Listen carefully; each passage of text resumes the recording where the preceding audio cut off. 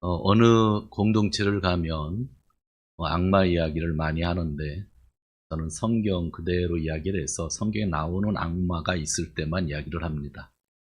여러분들은 그 사탄이란 단어도 쓰고 악마란 단어를 쓰는데 사탄은 히브리어입니다. 그래서 사탄이라고 했을 때는 우리가 히브리어를 쓰는 거고 악마는 그 그리스어를 번역해 놓은 거기 때문에 그대로 신약 성경엔 악마라고 표현되고 있는 거니까 그 부분 때문에 조금 뭐라고 나요? 어리둥절하실 필요는 없고요.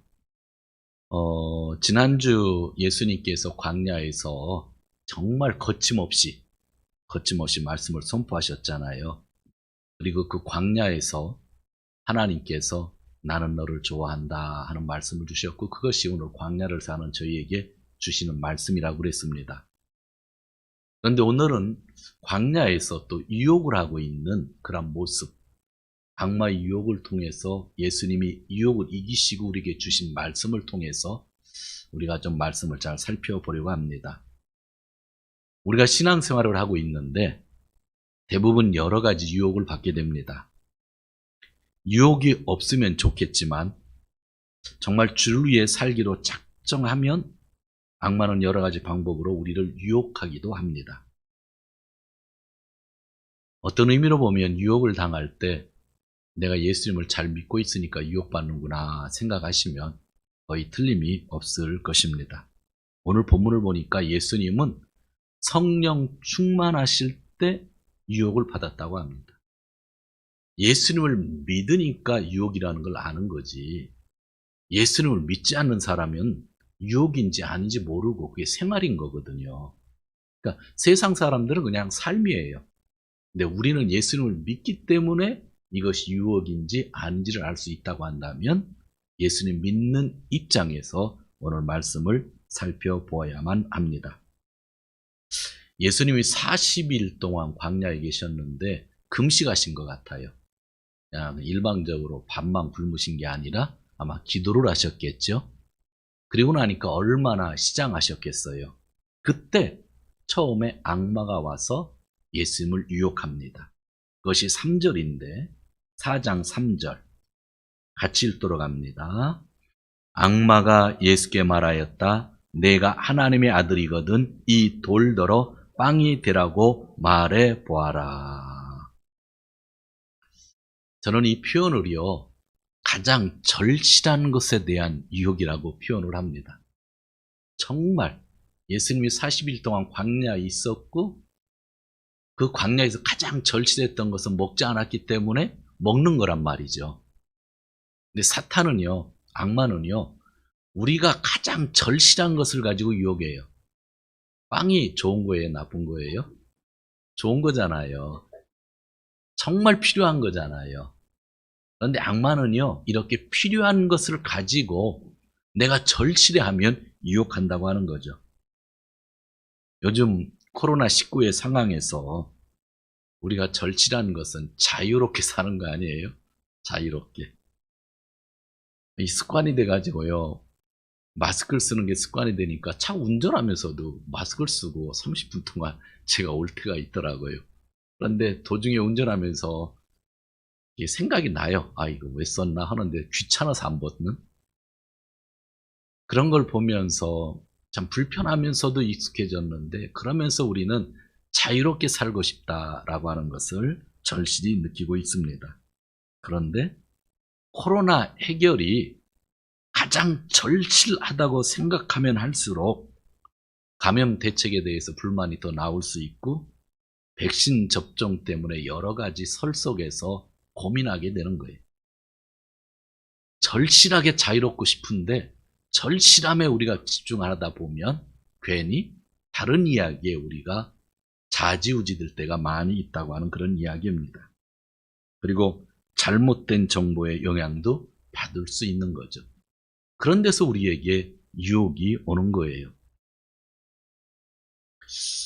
또 절실한 것 중에 사랑이라는 것이 있다고 합니다.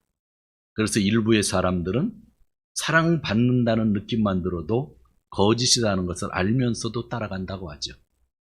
그리고 유혹하는 것 중에 가장 절실한 것 중에 물질이 있죠. 물질이 너무나 좋은 거잖아요. 그런데 너무나 절실하니까 물질을 통해서 유혹이 오기도 한다는 겁니다. 그래서 물질 때문에 예배를 드리지 못하는 상황, 물질 때문에 친구나 가족과도 좋지 않은 관계를 가질 수 있는 상황이 우리에게 있는 겁니다. 가장 절실한 것에 대해서 예수님이 유혹을 받을 때 예수님이 4절 말씀을 통해서 물리쳐 주셨습니다. 우리도 4절 말씀을 같이 읽겠습니다. 예수께서 악마에게 대답하셨다. 성경에 기록하기를 사람은 빵만 먹고 사는 것이 아니다 하셨다. 아멘.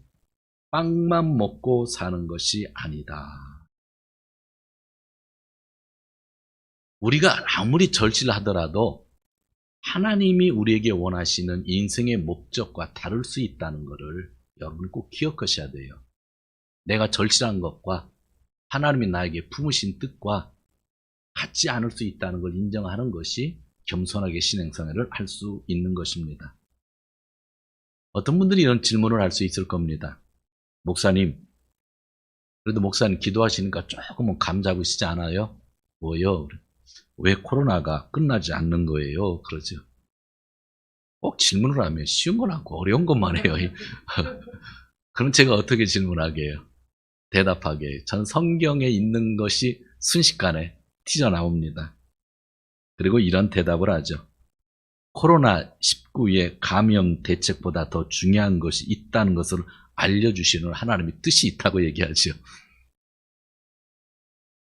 그것밖에 답이 없잖아요. 근데 성경이 주는 답이잖아요. 이 광야 속에서 가장 절실한 것 중에서 하나님이 주시는 메시지를 받을 수 있으면 얼마나 좋을까라고 하는 것입니다. 두 번째 악마가 유혹을 하는데요. 5절에서 7절 같이 읽습니다. 그랬더니 악마는 예수를 높은 데로 이끌고 가서 순식간에 세계 모든 나라를 그에게 보여주었다. 그리고 나서 악마는 그에게 말하였다. 내가 이 모든 권세와 영광을 너에게 주겠다. 이것은 나에게 넘어온 것이니 내가 주고 싶은 사람에게 준다. 그러므로 내가 내 앞에서 엎드려 절하면 이 모든 것을 너에게 주겠다. 이것이 무슨 유혹일까? 세상의 모든 권세와 번영을 네가 가질 수 있다. 그런데 이것을 내가 가지려면 하나님 외의 것을 예배할 때 가질 수 있다. 즉 우상을 숭배하면 모든 것을 가질 수 있다라고 하는 겁니다. 그러니까 하나님이 계신데 하나님 외의 것에 예배를 드리면 이 세상에 있는 모든 권력과 이 세상에 있는 모든 번영을 내가 누릴 수 있다라고 하는 그런 이야기입니다. 근데 악마의 유혹은요, 악마의 첫 번째 특징이 교만이고 제가 거짓말이라고 그러잖아요. 악마하면 두 개예요. 교만하고 거짓말한 건데 악마는요 여기서 거짓말하죠. 6절에서 이 세상의 모든 것은 나에게 넘어온 것이니 내가 주고 싶은 사람에게 준다. 이 세상의 것이 악마 거예요? 하나님 거잖아요. 그런데 우리는 그럴싸하게 듣는 거예요. 악마가 진짜 줄 수 있다고 생각하는 거죠. 아니에요. 악마께 아니에요. 지금 악마는 거짓말하고 있는 거예요. 이 세상에 다 내 것이니까, 권력도 내 것이고 번영함도 내 것이니까 내가 너에게 줄 수 있으니까 하나님을 섬기지 않고 다른 것을 섬기면, 나에게 예배하면, 우상에게 예배하면 다 줄 수 있다라고 이야기하는 겁니다. 결국 하나님을 예배하는 것을 보이지 않게 하고 다른 것을 예배하게 만드는 역할이 두 번째 유혹이죠. 사랑하는 성도 여러분, 우상을 숭배하며 모든 것을 가질 수 있다는 유혹, 어떻게 이길 수 있을까요? 8절에 분명히 말씀하고 있습니다. 8절, 예수께서 악마에게 대답하셨다. 성경에 기록하기를 주 너희 하나님께 경배하고 그분만을 섬겨라. 그러니까 하나님을 예배하는 것이 세상의 모든 권력과 번영보다 더 중요하다고 이야기하는 것이죠. 하나님을 잠시 쉬면 네가 많은 것을 가질 수 있다고 하는 것은 사탄의 새빨간 거짓말이라고 하는 건데, 우리는 그 거짓말에 넘어가는 사람들을 종종 본다고 하는 것입니다. 하나님이 모든 것을 주시는 주인이십니다. 창조주이십니다. 그래서 그분만 예배해야 되는 겁니다. 여러분들이 지금 온라인으로 이렇게 예배당에서 예배를 드리고 있는데요. 정말 유혹을 이기는 첫걸음은요, 예배를 드리는 거예요. 여러분들 유혹이 어디에서 시작되는지 아세요? 예배 안 드리는 곳에서 유혹이 시작하는 거예요. 근데 안 드려도 된다 하는 것은 우리 크리스찬들에게는 있을 수 없는 거예요. 무슨 수를 써서라도 가정에서든 온라인이든 내가 개인 기도를 하든 예배당에서 예배를 드리든 예배는 반드시 드려야 되는 거예요. 예배를 드리지 못하면요, 핑계가 늘어나요. 그런데 이 핑계는요, 악마의 먹잇거리가 되는 겁니다. 그것들 우리가 잘 마음에 두어야 돼요. 힘과 번영을 위해 잠시만 이 세상에서 보내겠다고 하는 동안 잠시가 아니라 그냥 하나님을 잃어버리게 되는 것, 아주 순식간이라고 하는 것, 우리는 기억해야 합니다. 이제 악마가 세 번째 유혹을 하는데 9절에서 11절입니다. 9절에서 11절 같이 읽습니다.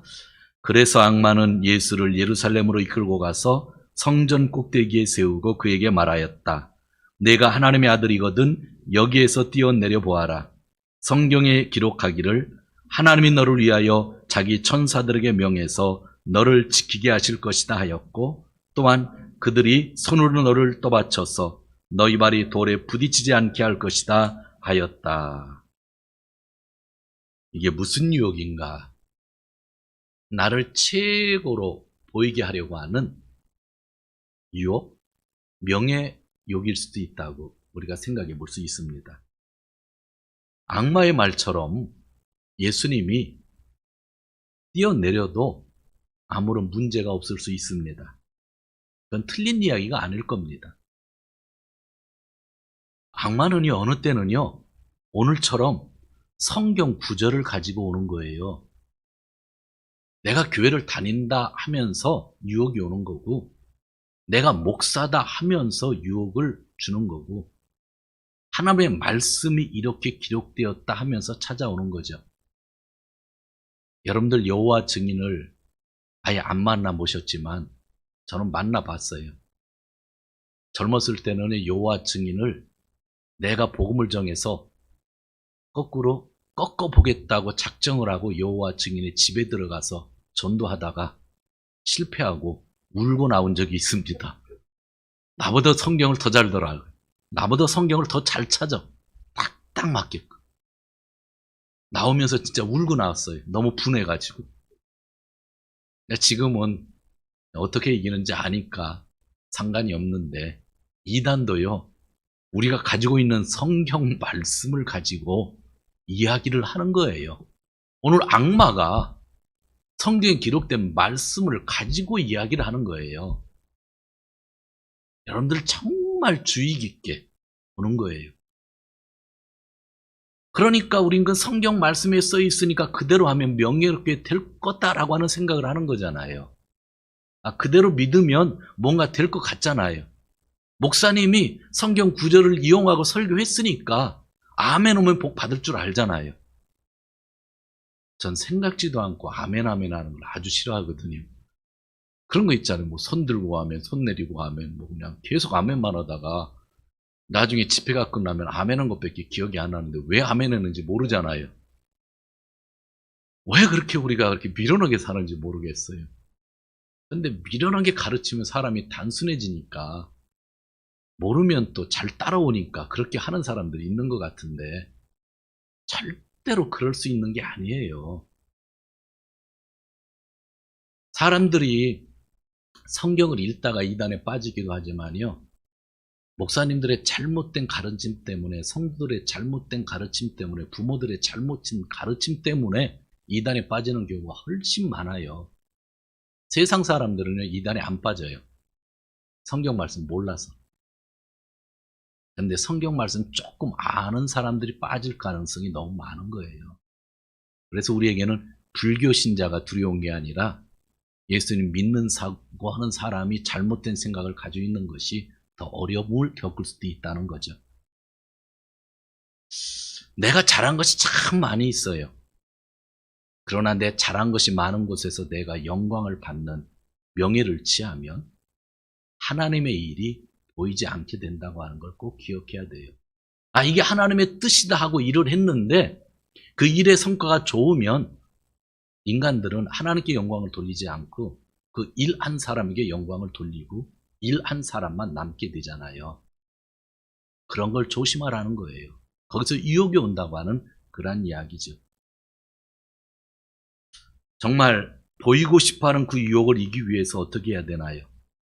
예수님이 12절에서 답을 주셨는데 한번 같이 읽겠습니다. 12절. 예수께서 악마에게 대답하셨다. 성경에 기록하기를 주 너희 하나님을 시험하지 말아라 하였다.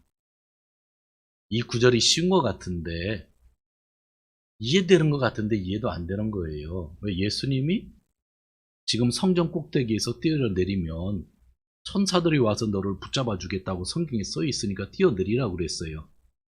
그랬더니 예수님이 뭐라고 하냐면 주인 너의 하나님을 시험하지 말라고 하는 거거든요. 아, 이게 하나님을 위해서 산다고 하다 내 명예롭게 되는 것과 무슨 상관이고 왜 또 시험하지 말라고 하는 말이 나오는가?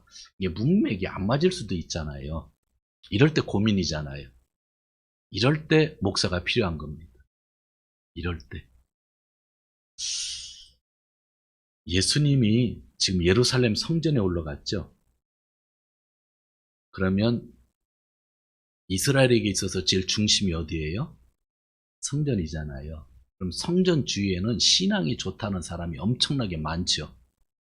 거기서 예수님이 무명인데 현재는 아무도 알지 못하는데 싹 뛰어내렸는데 천사들의 도움으로 살짝 상처 없이 떨어졌다고 생각해 보세요. 얼마나 사람들이 치고라고 하겠어요. 가능할 수 있는 일이겠죠. 예수님이 거기서 뛰어내렸다고 아마 하나님이 죽이시진 않으실 거 아니에요. 그죠? 하나님이 인간으로 오셨으니까. 사탄의 말이 또 성경 말이잖아요. 그런데 예수님은 시험하지 말라고 그랬어요. 왜 시험하지 말라고 했을까? 그런 일을 통해서 우리는 하나님을 시험할 수 있는데 오늘 이 본문 누가복음 4장 12절에 이 구약 성경의 말씀이 기록되어 있는데 구약 성경의 말씀은 신명기 6장 16절이에요. 한번 찾아보도록 할게요. 신명기 6장 16절.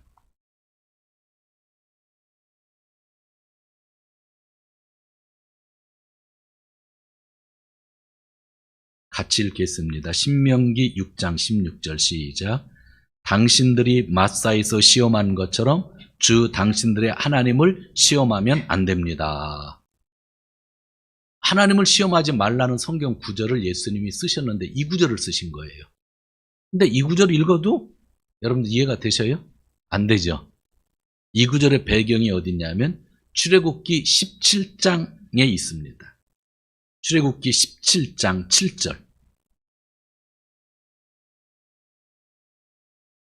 40년 전에 있었던 일을 찾는 거예요. 이 구절 전에 40년 전에 있었던 일이 있어요. 출애굽기 17장 7절.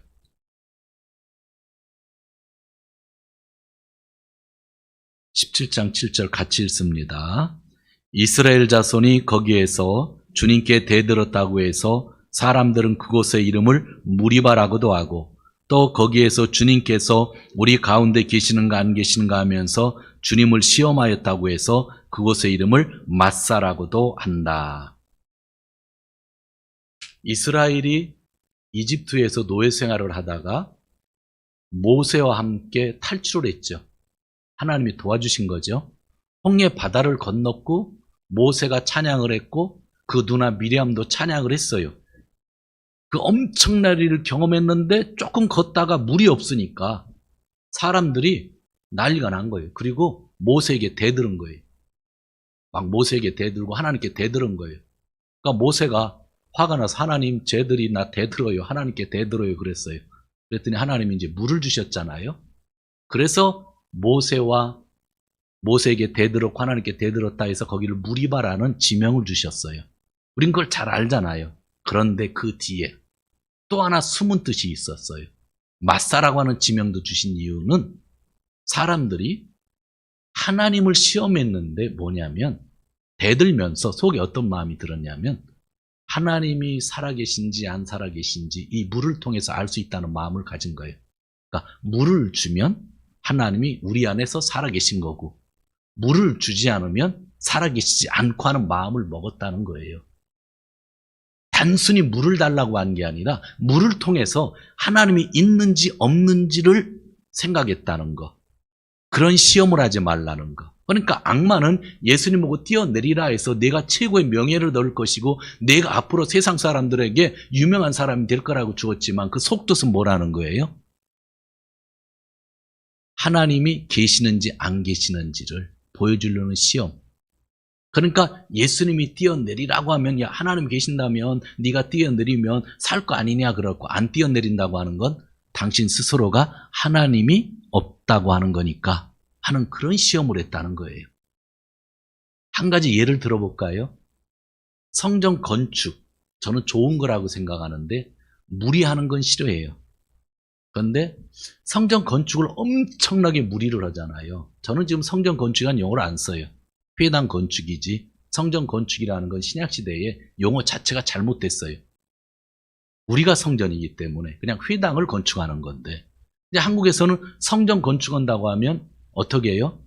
성도님들한테 1000번째 기도를 하자고 하고 새벽 예배 1000번을 드리고 저녁 예배 1000번을 드리고 목사도 몇 억엔 헌금하고 몇 억 원 헌금하고 성도들도 몇 억 원 헌금하고 막 그 돈이 100억, 200억 많은 교회는 1000억, 2000억을 헌금 받아서 건물을 짓잖아요. 그러면 나중에 하나님을 위해서 영광을 돌린다고 하는데 하나님이 그것 때문에 영광 받으신 적이 있으셨어요? 없어요. 그걸 진 목사가 영광을 받는 거예요. 은퇴해도 우리 옛날 목사님이 지었다는 얘기만 남는 거예요. 한 번도 하나님이 영광된 적 없어요. 도구를 너무 크게 하면. 그러면서 목사님들이 그렇게 건축하다 실패하신 분이 있고 실패하지 않은 분이 있어요. 입당식을 하고 10년 돼서 빚까지 다 갖고 난 다음에 선언을 하죠. 하나님이 다 하셨다. 그런데 입당식이 끝나서 빚을 못 갚아서 교회를 땅을 문 닫은 교회가 얼마나 많은지 몰라요. 그냥 팔려나가고 이단들에게 팔려나간 교회당이 얼마나 많은지 몰라요. 그런 교회 목사님 뭐라고 하는지 아세요? 우리들의 믿음, 당신들의 믿음이 적었다는 겁니다. 들어보지 않았어요? 결과가 나오면 하나님이 하셨다. 결과가 안 나오면 당신들의 믿음이 적었다. 그때 내 말대로 좀 더 내면 됐는데 더 전도하면 됐는데 왜 1000번 예배 드릴 때 나오지 않았느냐 하는 얘기가 나오죠. 결국 성전 건축을 통해 하나님께 영광 돌린다고 하면서 사람은 뭐를 한 거예요? 하나님을 시험한 거예요. 시험한 거니까 성전 건축이 한 번도 하나님께 영광이 안 되는 거고 목사 이름만 남고 장로 이름만 남는 거잖아요. 그때 헌금 많이 한 사람 이름만 남는 거잖아요. 그리고 성전 건축을 해서 1000명이 들어오는 예배당을 만들어서 100명 됐던 교회가 1000명이 됐다고 좋아하는데 주위에 있었던 작은 교회가 문 닫아서 글로 온 거지 100명의 성도가 900명을 전도한 게 아니잖아요. 식당에서 예전에는 20, 30명 모일 때는 성도들이 밥을 해서 내놓은 적이 있는데 1000명 모이니까 성도들이 밥을 못해서 밖에 있는 업체에게 맡기잖아요. 청소도 우리가 했는데 10,000명이 모이는 교회가 되니까 청소 업체에게 부탁을 하잖아요. 매일매일 나와서 기도를 했던 교회가 이제는 일주일에 한 번 예배만 드리는 형식적인 교회가 됐고 그냥 목사와 부목사들의 사역의 장으로 훈련받는 장으로 바뀌어 버리잖아요. 그런 일들이 뭐라는 거예요? 내 명예를 강조하면서 사실은 누구를 시험하고 있는 거예요? 하나님을 시험한다는 거예요. 저는 도구가 필요하다고 생각하는 사람이에요. 저희 지금 이런 도구가 있기 때문에 얼마나 감사한지 몰라요. 이런 도구가 없어서 고생하는 사람이 주위에 너무 많아요. 동경의 선교사님들 중에 저희처럼 이렇게 예배당을 가지고 있는 선교사님들이 반이 안 돼요. 그 교회가 반이 안 돼요. 코로나 때 너무 힘들대요. 우리 감사할 조건이잖아요. 그걸 감사하면서도 언젠가 우리가 우리의 힘을 넘어서서 하나님께 영광 돌린다고 하면서 유혹을 받을 조건들이 우리에게도 있다고 하는 사실을 생각해야 되는 거예요. 내가 하나님의 일을 한다고 성경 구절을 외우고 내가 잘 되는 것 같지만 결국은 하나님을 이용해서 내 명예를 내세우려고 하는 일들이 우리 안에 많이 있을 수 있다고 하는 것. 그런 유혹, 예수님의 강야에서 우리에게 알려주고 있는 거예요. 그래서 정말 우리가 다른 신학자들이나 다른 목사님들이나 또 성도들이나 또 세상에 있는 사람들이 비판하는 얘기가 있었을 때에 들으면서 우리 스스로가 말씀 안에 집중하는 것도 참 중요하다고 하는 거죠. 제가 이 자리에다가 10년 후에 저렇게 건물을 세워놓잖아요. 좀 무리해가지고 한 3억 4억엔 들어서 그러면요 하나님의 영광 받을 것 같아요. 제 이름이 제가 죽을 때까지 남을 것 같아요. 그 어떤 누구도 하나님께 영광 안 돌립니다. 배목사가 있다고 그러죠. 예수님은 그런 상황을 만들지 말라는 거예요. 그런 일이 주어지면 저는 떠나야 되겠죠. 왜? 제 이름이 남지 않기 위해서. 예수 그리스도를 믿는다고 하는 것은 단순한 것 같지만 적용해 가는 데 있어서는 중요한 부분들이 많이 있는 거예요. 우리가 엄청나게 큰 일을 벌려놓고 하나님이 하셨다. 안 되면 당신들의 믿음이 적다. 결국은 우리 거룩하신 하나님의 이름을 시험하고 있다고 하는 것. 완벽한 인간은 안 되지만 그런 것들 우리 가정이나 교회 개인에게 있어서 정말 조심해야 될 부분들이라고 하는 것. 우리가 살펴볼 수 있으면 좋겠습니다. 악마는요, 절실한 것을 가지고 유혹하는 겁니다. 여러분이 지금 가정에 있어서 가장 절실한 것이 있다고 하면 이 문제를 반드시 해결하고 싶다고 한다면 가장 절실한 것이 내 건강이라고 한다면 참 이상하게도 그 절실한 것 때문에 유혹이 올 수 있다고 하는 사실을 오늘 말씀을 통해서 배워야 돼요. 그리고 악마는 모든 권력과 번영을 미끼로 거짓말하고 우상 숭배하도록 만드는 거예요. 내가 잘되기 위해서는 잠시 예배를 쉬어도 된다고 얘기를 하는 거예요. 넘어가는데요. 넘어가면 회복하기가 정말 힘들어요. 너무 힘들어요. 그리고 악마는 하나님의 이름을 이용하여 나를 드러나게 만들면서 하나님을 시험하게 하는 거예요. 우리가 어떻게 거룩한 하나님을 시험할 수 있어요? 저는 오늘 출애굽기 말씀을 보면서 무리바, 대들었다는 얘기는 너무 많이 들었잖아요. 그런데 하나님은 대들었던 것만 문제 삼은 게 아니라 네가 내가 살아있는지 죽었는지 물로 시험한 것을 더 문제 삼은 거예요. 홍해바다를 건넜잖아요. 10번의 재앙 속에서 자기들이 살았잖아요. 그런 엄청난 일이 있었고 조금 전에 모세가 미리암이 찬양하고 할렐루야 했었는데 사람들은 물이 없다고 물을 통해서 하나님이 나를 진짜 사랑할까? 사랑하지 않을까? 우리 기도하다가 그런 거 있잖아요. 지금까지 잘 살다가 뭔가 하나 놓고 또 시험하는 거예요. 지금 말씀을 증거하다 보니까 2년 전에 여러분들이 이야기한 게 생각나요. 예전 시골에 있을 때에 토요타에 어떤 집사님이 계셨는데 따님이 있었어요. 일본 분이랑 결혼하신 분인데 그분은 한국에서 신앙생활할 때 몸이 병이 걸려서 죽을 병이었는데 기도원에 가서 하나님을 체험하고 기적적으로 살았어요. 그리고 일본에 온 거예요. 하나님이 살아계시다는 걸 너무 잘 알아요. 그리고 남편을 만났고 일본 남편을 교회에 데리고 왔어요. 대단하잖아요. 죽어도 하나님을 안 떠난다고 했던 분이에요. 그리고 가서 만나면 간증만 하죠. 그런데 그 딸이 중학생 때인가 여자아이였는데 다리 한쪽이 이렇게 임파 때문에 부어오르는 한쪽만 부어오르는 병이 걸려서 여기저기 의사들을 찾아다녔는데 원인을 몰라가지고 좀 못 고치는데 스커트를 입어야 되는데 너무 힘들었잖아요. 그러다가 어느 날 저한테 전화가 왔어요. 밤인데. 목사님 성경책 버렸습니다. 말이 꼬부라졌어요. 술을 먹고 여자분이었는데. 목사님 나 성경책 버렸습니다. 말로. 그러더니 그 다음부터 무당들을 찾아가고 전국을 왔다 갔다 하더라고요. 하나님이 죽었다는 거예요. 하나님 없다는 거예요. 내가 죽을 병에 걸렸다가 살아 있었을 때는 하나님이 살려준 게 분명하거든요. 기도하면서 기도원에서 금식하면서. 그런데 딸이 아팠을 때 그는 하나님이 없다고 한 거죠. 왜 그런 줄 아세요? 하나님을 사랑한 것도 있겠지만 그 딸을 넣고 하나님을 시험했기 때문이에요. 요 딸이 병이 나으면 하나님이 살아계신 거고 이 딸이 병이 났지만 하나님은 죽은 거라는 거예요. 그런데 우리 인간은 너무나 연약해서 그런 유혹에 쉽게 넘어가는 거예요.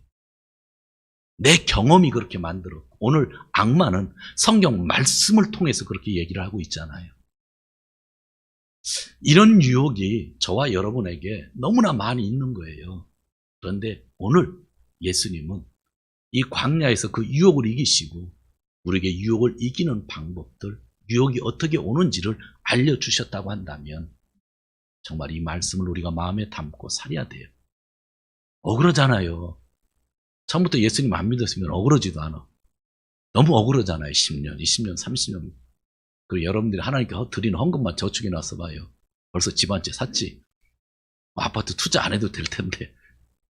그런데 지금 유혹에 빠지면 억울하지 않아요?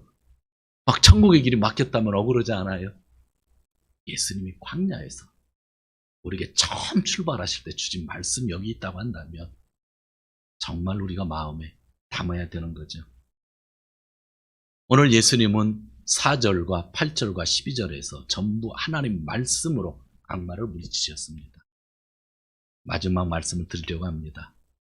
유혹에서 이길 힘은 하나님 말씀밖에 없습니다. 그래서 에베소서에서는 말씀을 성령의 검이라고 그랬습니다. 거짓말이 말씀을 통해서 들어와도 내가 이길 수 있는 것은 말씀 외에는 없어요. 그냥 예수님이 악마에게 악마에 물러가라 그러지 않았어요. 하나님 말씀을 전하면서 사라지라고 했다고 하는 것. 여러분들 하나님 말씀 지난주도 제가 강조했는데요. 정말 읽으셔야 돼요. 뭐라고 그러죠? 제가 표현을 가끔 과장해서 쓰는데 목숨 걸고 읽으셔야 돼요. 제가 일본에 와서 일본을 배우기 위해서 수십 년 동안 관심을 가졌는데 언어가 중요하다는 걸 알고요. 저는요. 일본어 학교를 정식으로 다녔어요. 목사인데 돈에 여유가 없어서요. 신용카드 만들어서 캐시를 받아서 그걸 메꾸면서 몇 년간 살았어요. 1년치 돈 때문에 그때 돈 없을 때니까. 그리고 25년 전에 심호하던 교회에 일본인 청년이 한 명 있었는데 그 청년 때문에 제가 일본인 예배를 만들었어요. 일본어 예배를요. 그리고 한국인 10명 있고 일본 사람 1명 있으면 저는 거기서 한국말 안 써요. 일본말 써요.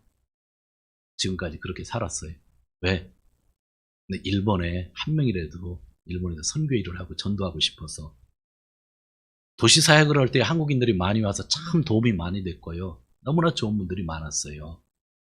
그러나 소수의 일본인을 차별하지 않는 교회를 만들려고 제가 많이 강조해 왔어요. 그리고 10여 년 전에는요, 효율적인 일본 선교를 생각하고 목회를 하면서 계속 공부를 했는데 그 공부 때문에요, N으로 500만 엔 이상이 들었고요. 빚이 아직 좀 남아서 그것도 요즘 갚아가는데 좀 짜증이 날 정도예요. 한꺼번에 많이 못 갚으니까. 제가 왜 이 얘기를 하냐면요. 일본에서 제가 사역하기로 해서 앞뒤 안 가리고 투자를 하고 왔다는 거예요. 여러분들 하나님 말씀을요. 읽으면서 투자해야 돼요. 정말 투자해야 돼요. 제가 같이 성경 공부합시다 광고 내면 들으셔야 되고요. 아니에요. 도시락 싸갖고 와서 나한테 가르쳐달라고 해야 돼요. 도시락 싸서 올 수 없으면 우리 집에서 커피 줄 테니까 목사님 와서 가르쳐달라고 해야 되는 그런 적극성이 있어야 돼요. 가끔 사람들이 저한테 얘기해요.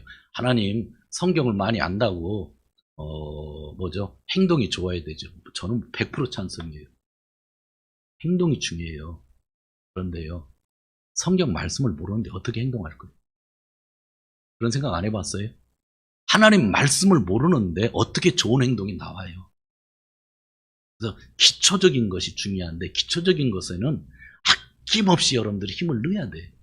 오늘 예수님이 지난주 광야, 오늘 광야, 유혹을 이기는 힘을 말씀 안에서 찾으셨던 것에 대해서 우리가 심각하게 생각하고 일평생 다 할 때까지 성경 읽으면서 성경 공부하면서 가야 돼요. 그게 나를 지키는 건데 여러분을 지키는 거고 교회를 지키는 거예요. 오늘 말씀을 정리합니다. 저는 억울해서 유혹에 빠지기 싫어요. 오늘 나왔던 거 여러분도 마찬가지죠. 이제 유혹 빠질 나이 아니고 유혹 받아서 내가 허물어지는 거 여러분들이 못 참을 것 같아요. 그런데 그 힘이 하나님 말씀에서 나온다고 예수님이 말씀해 주셨다고 한다면 좀 더 읽고 좀 더 배우고 좀 더 함께 했으면 하는 생각 너무나 간절합니다. 예수님이 3년 동안 승리하는 사역 하셔서 우리에게 주신 건 나 많잖아요. 남은 여생 저희도 말씀 가지고 승리하시고 또 유혹을 이기시는 귀한 성도님들 되시길 주님의 이름으로 축원드립니다. 기도하겠습니다.